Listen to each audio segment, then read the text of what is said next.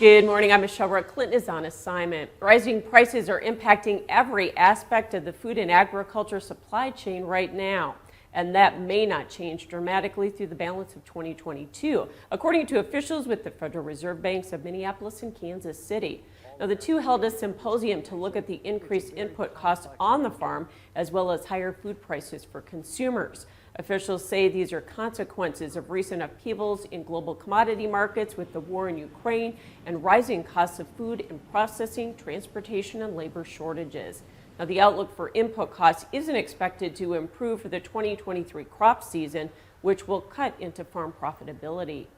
According to the U.S. Department of Agriculture, farm production costs are expected to be about 25% higher this year in 2022 than they were in 2020.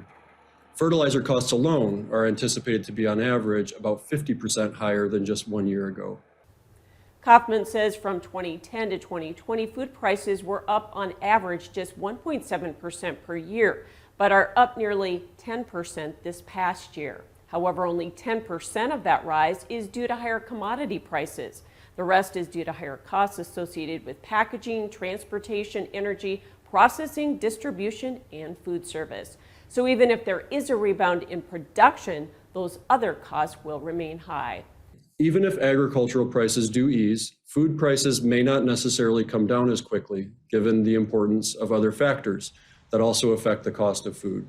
USDA is forecasting food inflation to fall from current levels, but the agency can't project just how much prices will cool because of the unknowns tied to the retailer and wholesaler costs, which get passed down to consumers.